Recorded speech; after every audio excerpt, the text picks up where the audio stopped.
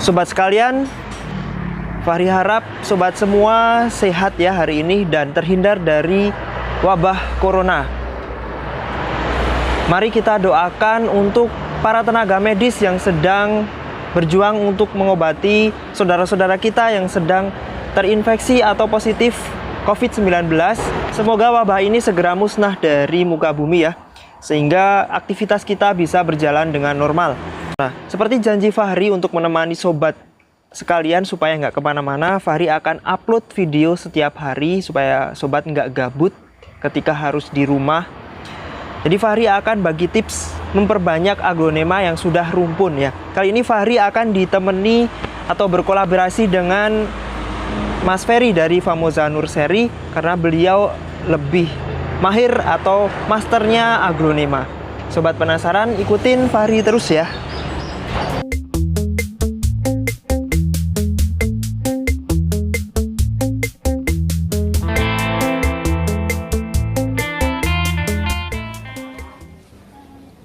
Hai sob, Fahri di sini dan ini adalah aglonema.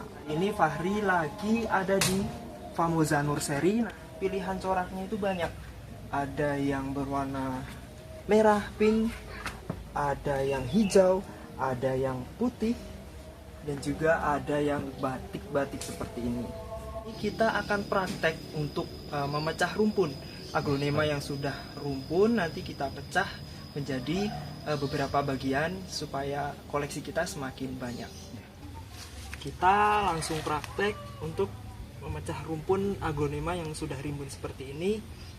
Nah, kalau sudah rimbun seperti ini kan medianya sudah, nutrisinya sudah habis ya, dan sifat medianya sudah asam.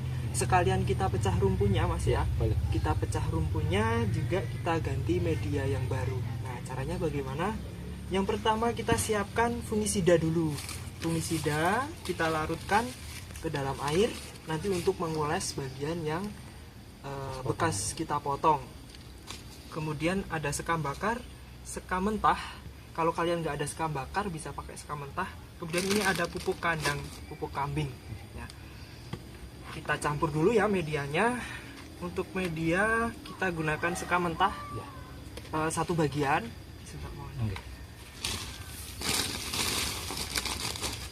Kemudian pakai sekam bakar berapa bagian Mas Ferry? Ya, paling 2 atau 3? Bisa 2:1. Atau kalau misalnya sekam bakarnya susah ya. Kalau misalnya sekam bakar 1:1 aja bisa nggak Mas Ferry? Untuk sekam bakar bisa, cuman nanti kurang bagus untuk akar malah itu. Gitu ya. Karena harus mungkin ada terlalu poros ya Mas Ferry. Ya. Nah, 2 bagian sekam bakar, 1 bagian sekam mentah, dan 1 bagian pupuk kandang. Ya, betul.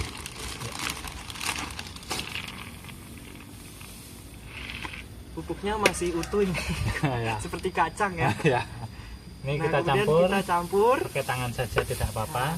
Karena ini sekam bakar jadi Nah, ini untuk aglonya kita pukul-pukul dulu biar gampang untuk dicabut.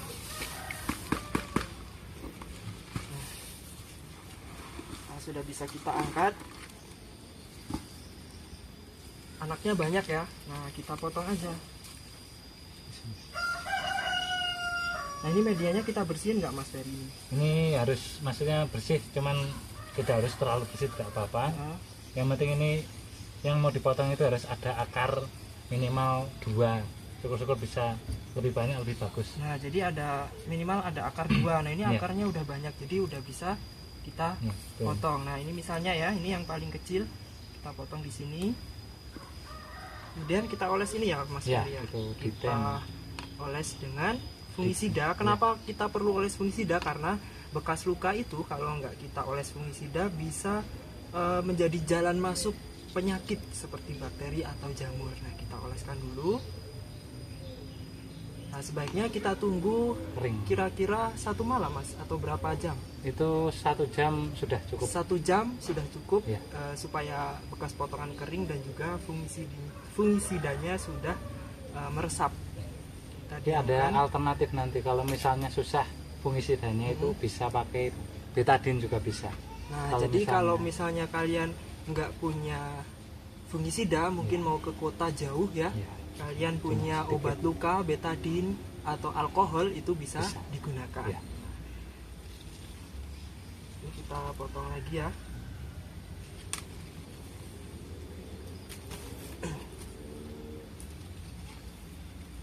Ini untuk alaskan lagi. Ya, dioleskan. Sungkan. Nah, sekarang langsung kita tanam. Langsung tanam saja karena Anggap aja ini sudah kering ya, kering. kita biarkan 1 jam, langsung kita tanam. ini kalau misalnya ada media fermentasi juga lebih bagus. Kalau sekiranya tidak ada, boleh pakai sekam mentah seperti ini. Ya, media fermentasi itu adalah media pupuk kandang yang dicampur dengan seresah-seresah daun, kemudian kita gunakan biasanya pakai pengurai EM4. Ya, EM4. Nah, kita biarkan berapa hari, Mas, untuk fermentasi? Itu minimal 1 minggu. 1 minggu itu nanti Semakin lama, terjadi semakin fermentasi, pupuk kandangnya sudah terurai, jadi sifatnya sudah dingin, nggak panas, jadi sangat aman untuk tanaman. Pupuk yang sudah fermentasi itu lebih aman untuk tanaman daripada pupuk yang masih mentah, karena sudah diurai oleh bakteri yang kita berikan berupa EM4 tadi. Nah, seperti ini ya, Mas, nanamnya. Ya, seperti ini. Nanti setelah ini ditanam, ini harus disiram, jangan ke daunnya, jadi harus medianya saja, siram sampai benar-benar basah. Ya, Setelah jadi, disiram nanti simpan tempat teduh minimal 2 hari. ya minimal 2 hari. Jangan, kalau bisa nyiramnya jangan kena daun gitu. Jadi nyiramnya jangan ke daun dulu. Kemudian untuk vitamin B1 ini untuk Ya, apa ini, Mas? itu untuk setelah yang dipotong ini. Ini kan karena dia kemungkinan besar stres, jadi kita semprot, nanti di spray semprot. Setelah itu baru simpan tempat teduh itu minimal 2 hari. Setelah 2 hari nanti boleh taruh di atas rak, nanti sudah seperti yang lain. Nah, jadi ini untuk membantu, karena tanaman kan habis dicabut dan habis dipotong dari induk, yang pasti stres ya. Ya, Nah, ini untuk membantu mengatasi stres, seperti kalau kita itu mengonsumsi multivitamin, Ya. jadi untuk membantu daya tahan tubuh sehingga kemungkinan tumbuhnya semakin besar. ya, betul, seperti. Nah, jadi setelah ini kita tempatkan di tempat teduh yang tidak terkena sinar matahari langsung dan tidak terkena air hujan langsung selama kurang lebih 3 hari. Ya. Nah, gampang banget ya, kalian coba di rumah. Ya. Nanti kalau udah punya banyak, kalian bisa kasih tetangga, atau mungkin kalian yang punya jiwa bisnis, kalian bisa jual anakan-anakan dari koleksi aglonema kalian. Ya. Dan apalagi nih yang perlu disampaikan, Mas Ferry? Mungkin ada yang mau disampaikan ke teman-teman pecinta tanaman? Ya, kemungkinan ya ini saja. Kalau untuk merawat sebenarnya tidak terlalu sulit, asal pemilihan jenis aglonemanya itu yang pokok, itu harus benar-benar teliti. Terus misalnya beli pun harus tahu sumbernya, itu tanamannya sudah bandel atau masih sudah tanian lokal atau sendiri atau belum, seperti itu. Nah, jadi aglonema itu ada yang impor dan juga tanian lokal. Biasanya kalau yang impor itu lebih susah dirawat karena dia perlu adaptasi lagi, itu butuh waktu lama. Jadi lebih baik kalau kalian beli aglonema itu ke petani-petani lokal seperti Mas Ferry, yang beliau sudah memperbanyak sendiri di tempat beliau. Jadi tanaman yang dari petani lokal itu lebih tahan penyakit dan biasanya bentuk tanamannya lebih kompak, tangkai daunnya lebih pendek, Mas Ferry ya. Ya, betul. Oh, kemudian ini, Mas, kalau aglonema itu kenapa sih ada yang bisa mahal dan juga murah? Itu apa karena pertumbuhannya lama atau susah dirawat atau bagaimana? Kalau sekarang karena mahal itu identiknya karena jumlah di luaran ya. Jadi jumlahnya itu tidak banyak, makanya jadi harganya mahal. Kalau di luaran itu jumlah tanamannya aglonema sudah banyak, kemungkinan pasti akan murah gitu. Jadi mahal itu karena seperti itu, bukan Langka karena ya, susahnya barangnya ya. susah ya. Ya, Ya, seperti ilmu ekonomi yang pernah kita pelajari di bangku sekolah dulu. Jadi kalau permintaan banyak tapi barangnya terbatas, otomatis harganya akan naik.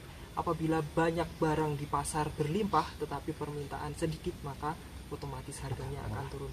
Biasanya yang harganya mahal itu susah diperbanyak atau Ya. pertumbuhannya sangat lama sehingga sangat identik. jarang di pasaran, maka nggak heran kalau harganya mahal. Kita jalan-jalan dulu ke kebunnya Mas Ferry ini. Ada apa aja sih? Yuk. Silakan. Ternyata ada kaktus juga loh di sini. Kaktusnya cuman tidak banyak Nah, ini. Ini ada kaktus warna-warni ya. Ini harganya mulai berapa Mas Ferry? Kalau harga paling murah itu 25.000 ya. Nah, 25.000 macam-macam ya. Cuma Nanti kalau yang kalian udah besar ya agak lumayan. kalian cek aja di Instagramnya ya. Kemudian ada juga bromelia ini. Ya. Bromelianya kan aja. Bromelia. Nah ini kenapa Mas Ferry digantung-gantung? Itu untuk dikirim ya, rencananya mau dipaket. Jadi karena kita butuh jadi ini karena kalau mau kirim jauh, ini kan biasanya kalau di bromelia ada airnya di sini. Oh, gitu. Jadi ini harus dibalik biar airnya itu kadar airnya habis. Itu pas waktu di packing itu mudah dan tidak sobek daunnya. Yang kedua di perjalanan juga tidak busuk gitu nanti. Jadi 1 minggu pun. Jadi untuk tahan. meniriskan air ya? Ya, intinya jadi gitu. kalau tanaman mau dikirim itu kalian pembeli mesti bersabar. Kok tanaman saya udah transfer hari ini kok nggak langsung dikirim? Ya, Nah seperti karena ada perlakuan khusus. Jadi Ya, tanaman seperti yang akan dikirim itu harus benar-benar tiris airnya supaya di jalan nggak busuk. Aman gitu. Jadi bromelianya banyak memang.